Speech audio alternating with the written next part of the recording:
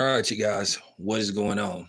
All right, so like I said today, I'm doing a lot of lives today because I just don't have the time to do videos, record these videos and edit them and all that kind of stuff and wait for them to download because it could take anywhere from 10 to 20 minutes for these videos to load. So I decided to do the lives. Lives are just the lives are just as effective as the actual video. So all right. So Dane White, along with Turkey, Alex Sheik, and basically the guy that, in charge of the WWE, they're going to start a boxing league called TKO. So Dana White has finally made his way into boxing, something that he's had desires to do for many years now, because Dana White has always had something to say about professional boxing versus UFC. Now, the funny thing is, unfortunately, UFC is far more popular than boxing. So he has a case, but boxing lost its luster because of the promoters, because of the networks, and because of the fighters themselves not wanting to make certain fights. Um, Using networks as, excuses when you can do a joint network venture. They did it with Mike Tyson and with Floyd and Manny Pacquiao. So it can be done. Basically, what you had was a lot of excuses, and then unfortunately the Floyd Mayweather effect, where you had fighters that, wanted to protect their O because Floyd Mayweather, that's like his security blanket because that's all he talks about is how he never lost. So basically, everybody tried to look into the Floyd Mayweather encyclopedia, where basically try to take um, basically a big payday over risk. It was money over risk. You know, didn't want to take a risk. Um, Basically, people just wanted to skate their way around certain fights, certain styles. Instead of fighting for legacy, they were fighting for money. And it got to the point because of Mayweather, because of everybody holding him in such high regards because he never lost. Now, Andre Ward retired undefeated, and so did Joe Kazagi, and so did Ricardo Lopez. But they never really threw it in people's face like Floyd Mayweather did. So a lot of boxers patterned themselves after Floyd Mayweather due to the fact that Floyd Mayweather never lost. That's all he could talk about. Unfortunately, I wish Floyd Mayweather would pay more attention to his comprehensive reading skills than he does always talking about how he never lost and how he made smart investments to invest in taking, at the very minimum, at least GED courses to better, you know, read and write and basically understand certain things. Because I'm surprised nobody ain't burnt Floyd Mayweather.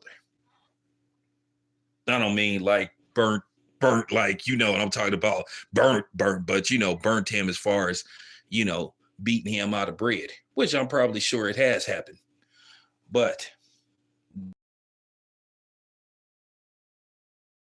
like, the best White has to understand, you know, what Dana White has to understand. This isn't the UFC.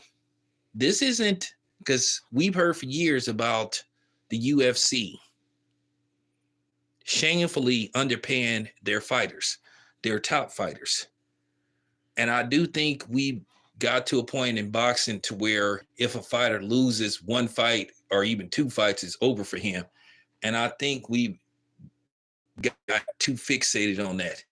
The same way we talk about and not like Floyd Mayweather, but I think a lot of fighters are held to the Mayweather standards. And I think the problem is, yeah, Floyd Mayweather retired undefeated, but the thing is, well, it's by design. Floyd fought great competition, but there were a lot of fights. So Dana White has to understand he's not going to be able to just tell people they got to fight and then try to pay them $50,000. You're not going to pay a established fighter who's made anywhere from $3, maybe even $1 million per fight. You're not going to tell him he's going to get for the sake of entertaining fans, and you try to pay him $50,000. It's not going to work, Dana. So I'm telling you right now, for this to work, you're going to have to pay these dudes decent money. Well, you know, Dana White got protected by Stephen A. Smith, and this is why I don't protect Stephen A. Smith when people come after him. Why I'll say he's on his own, because this is the same dude that was going in on Ray Rice, and here it is, Dana White on video slapping his wife. Now, yeah, she threw the blow, but where was this? Oh, it's no excuse ever to hands on a woman. Well, it's the excuse if you're white, I guess, according to Stephen A. Smith. We know Stephen A. Smith don't display the same energy when it comes to the white boys versus the brothers. It's easy to go in on the brother. See, that's the difference between me and these other people. See, I have, you know, I don't have selective smoke. I don't see color when it comes to giving out smoke. I will cook anybody. I don't care whether you black, white, fat, skinny. I don't care what your sexual preference is. If I cook you, I'm going to cook you. And Stephen A. Smith, he been doing it. So Dana White, I kind of like his plan where he say he want to speed up these events, but at the same time, I do want the next fight and the fighters to get properly prepared to, you know, enter the ring. And I want to see what they're going to have. I want to see if they're going to imply their own rules. Now, I do like the fact that you're going to have the WWE involved and UFC involved. So you're going to see a lot of, you know, collaborations, interchangeable events where you're going to possibly see WWE stars at boxing events and vice versa. Depending on how media credentials is distribute, that could work for somebody like me to where I can get the best interviews. At the end of the day, Dana White is going to have to work with the media because I've never covered a UFC fight. I've always wanted to. I don't even know how to get UFC credentials. But that's something that's going to have to be talked about. Oh, and by the way, I've heard something about Turki Al-Sheikh. I don't know whether this is good or talk about how tickets are going to be distributed. When I say there's going to be a low amount of tickets that's going to be distributed for basically the fight at Times Square. Wow. So my thing is with Dana White, he has to understand, dude, you can sit up there and think that you Dana White, just because your last name is White, don't mean that you're going to have the privilege. Because if Dana White think he just going to come in there and tell dudes and get them to sign up and think that he's going to make these matches and think that you're going to pay these dudes $25,000, $30,000, $50,000 a fight, you sadly mistaken. You're going to have to pay these dudes. But if Turki is involved, I think that these dudes are going to make money. And I have to admit, I didn't fall into the trap about, you know, sometimes if a fighter loses, he's done. No, I'm not going to say that. It really comes to the mentality of the fighter. Because boxing is just as much mental as it is physical. Jarrett Hurd, who retired this past Saturday, he said he feel like he ain't got it no more. You know, after the J-Rock fight, he just, for some reason, it just seemed like something went with him that he just could never get back. So at the end of the day, if you feel like you're not mentally there to fight, then it is what it is. And I understand that. So I'm just saying with Dana White, if you think you finna come in here and try to debo everything like boxing, these dudes will quickly go in on you, and they will quickly start talking crazy about you. So you have to remember that, Dana. You're not gonna sit up here and be trying to call yourself trying to check boxers. You're not gonna be able to impose your will like you think. We gonna see how this works. Listen, I'm not going to I'm not going to like trash this. I'm not going to say I'm going to endorse it. This is really going to be a wait and see. One side of me feels like this could lead to bigger opportunities down the line. Then another part of me is like, I don't know. Dana White could be the reason this doesn't work himself, because Dana White, to a certain degree, he has a big ego. And I think to a certain degree, he has a lot of David Stern in him. And what I mean by David Stern, he thinks people come to see him. And he wants to be the face of UFC instead of the boxers being the face.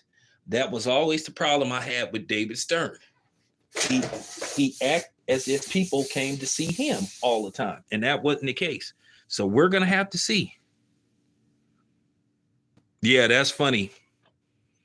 Yeah, 50 Cent thought he could just bulldoze his way into boxing, and it went totally left. So that's what I'm saying about Dana White. You're not going to. What's up, JT? My guy JT been rolling with him for years. Me and him sat next to each other when Andre Ward fought his last fight versus Sergey Kovalev. We was up in the Mandalay Bay bossing it up. LA and East Oakland. So shout out to my guy JT. JT hit me on the horn too. I'm supposed to be coming out there, man, to handle some business. So I'll hit you up in time of town. Definitely. We got to go to Roscoe's again. So shout out to my boy JT the guy. So yeah, but that's basically it. So Dana White, if he think he finna just come in there and trying to bulldoze everybody, that's not gonna work, man. But I want to see what are going to be the rules. Are they going to go by standard boxing rules, or they're kind of are they're going to try to create their own rules? If they go by standard boxing rules, okay. As long as it don't turn into something crazy where they, I don't know. They need to go by standard boxing rules. I don't want to see no crazy stuff. So we'll just have to see. But anyway, no, I didn't see Andre Ward and Anderson Silva. But like I said, that's the issue I have with Dana White. Dana White acts as if people come to see him. That's the problem. I think his face is out there far too much for my liking. But there you have it. Anyway, be back with more. It's your boy Town. I'm out.